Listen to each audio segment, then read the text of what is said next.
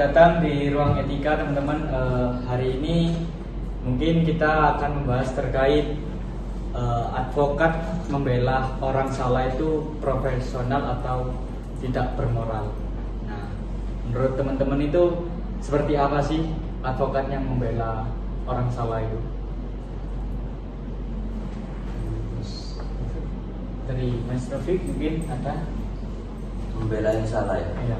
Kan advokat ini kan membela orang salah maupun nggak salah kan? Karena orang salah itu kan bisa ditetapkan waktu ada keputusan pengadilan. Kalau misalkan beliau belum diputuskan sebagai orang bersalah kan berarti orang itu seperti tersangka aja, bukan orang yang salah. Mungkin dari Mas sendiri gimana? Mungkin yang saya ketahui ya, advokat itu kan tugasnya membela seseorang Ya. dan dia otomatis seseorang itu mempunyai permasalahan yang harus dilawan. Kan kita secara hukum tidak mengetahui apa yang kita lakukan itu benar atau salah. Ya. Yang pastinya kita itu mengundang advokat biar kita itu bisa membelanya Ya. Tapi kan di depan hukum. tapi kan advokat ini kan membela orang salah itu maksudnya orang yang benar-benar salah atau yang kayak gimana? Kalau misalkan advokat ini kenapa sih kok membela orang yang salah? Nah, kenapa orang yang benar itu ditambahkan dibela itu? Sedangkan kan advokat ini misalkan si A ini membela si A, advokat ini membela si A, terus ada yang membela si B lah.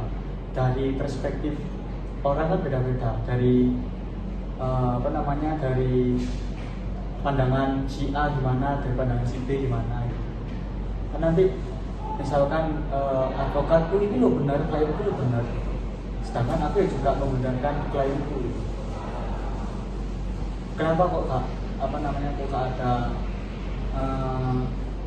ada seperti mediasi dulu gitu? Apa langsung gimana ya kalau misalkan mau mengundang advokat? Kan karena pertama itu kan karena egonya seorang klien ya. Jadi setiap klien mesti inginnya benar. Ya. Meskipun dia salah pun ini tidak benar. Lihat dulu dari masalahnya apa. Ya, tapi kan gini, sedikit menambahkan juga ya. Kan setiap orang itu harus harus memperoleh lah, berhak memperoleh bantuan hukum. Makanya kita kan juga tidak bisa dibilang gitu. Kenapa kita harus membantu yang salah? Kan itu kita juga anggapannya memberi bantuan lah. Berarti orang salah ini juga berhak bicara gitu ya? Berhak, tapi jika misalnya ada pemalsuan seperti bukti gitu, itu bukan pembelaan, tapi Kalau misalkan begini, saya nih advokat gitu ya, saya advokat, terus Mas Rafiq ini pejabat, terus Mas Rehan ini pejabat juga, terus kalian ini melakukan korupsi gitu, terus saya membela. Gimana itu pandangan? Lebih tepatnya itu kan suap menyuap, gravitasi lah. Oh iya. Lebih tepatnya kan dia membantu yang salah, terus Ya. dia mendapatkan juga keuntungan dirinya. Sebenarnya kan kalau misalkan advokat kan di kode etik ada harus jujur, harus transparan gitu. Nah kan tapi orang-orang Indonesia kan kalau misalkan dikasih gravitasi itu kan siapa yang nggak mau ya? Nggak munafik juga. Misalkan ini kasusku menangkan, terus misalkan ini saya sebagai advokat gitu ya, terus kamu sebagai klien, terus ini sebagai klien. Nah ini kamu pengen menang dan ini pengen menang juga, terus kamu ini bayar aku 500 juta, sedangkan ini 400 juta gitu. Nah aku kan dengan advokatnya Mas Rehat ini mungkin bisa kerjasama, menangkan yang mana soalnya ini cuannya besar, kan bisa jadi gitu ya.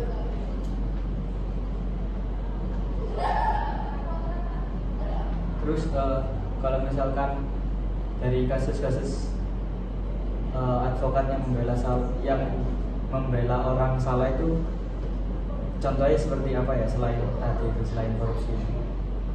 Kayak apa? Seperti kasusnya Setia Novanto yang direkayasa sama advokatnya. Oh, ada seperti itu ya?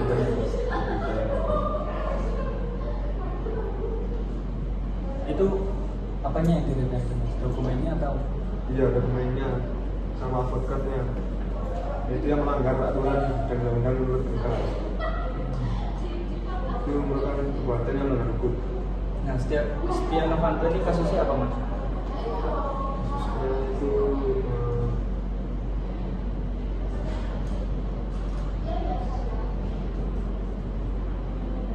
pastinya banyak itu. Kalau kasus kayak advokat membela yang salah, kadang ada yang memalsukan barang bukti.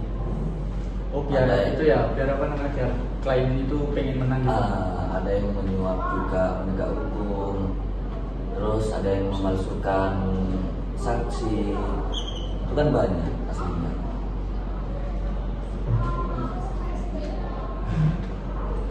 Berarti apa namanya, kalau misalkan klien ini pengen benar, apapun caranya terus Dilakukan. asli. Soalnya kan itu nanti menyangkut nama baiknya juga, pastinya gitu. Menurut Anda itu advokat membela yang salah masuknya ke profesional atau tidak bermoral? Lah, kalau menurutku itu profesional ya Mas ya. Soalnya kan apa namanya, yang advokat ini kan membela orang, kan tugas dan fungsinya advokat ini kan membela hak atau memperjuangkan hak seseorang.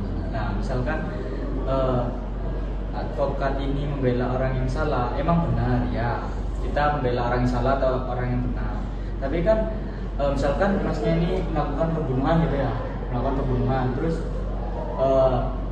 masnya ini dihukum mati gitu, sedangkan masnya ini apa namanya, membunuh secara tidak sengaja gitu, entah itu nabrak orang atau gimana itu, tidak ada menstrual lah, tidak ada niat. Nah, masnya ini dihukum mati itu, kan saya berhak kalau misalkan jadi advokat, haknya itu masnya itu gak pantas itu loh kalau misalkan dihukum mati gitu. Karena kan apa namanya, tidak ada unsur niat jahat ya, iya ada unsur sengajanya lah.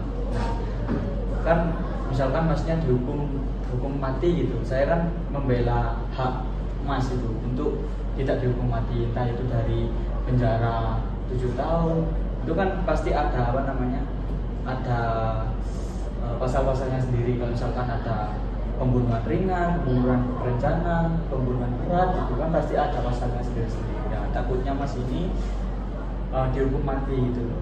Kan soalnya hakim di Indonesia ini kan apa namanya, kalau membela orang yang kaya itu loh, ibaratkan kan apa, hukum di Indonesia itu bisa dibeli, ya tajam ke bawah, tumpul ke atas. Nah, itu takutnya kan misalkan mas ini benar tidak punya gak menjabat lah di pemerintah Indonesia, misalkan masnya itu digitukan, takutnya kan gak seperti kasus-kasus yang ada di Indonesia.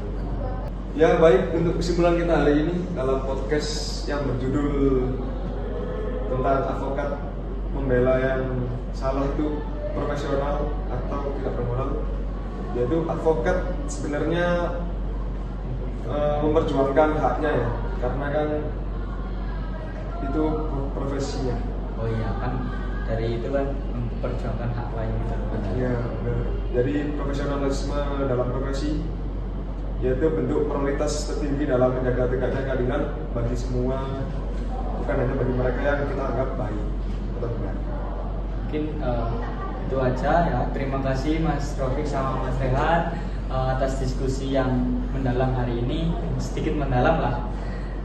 Mungkin itu saja yang bisa kita kita sampaikan. Kita tutup. Assalamualaikum warahmatullahi wabarakatuh. Bye. See you.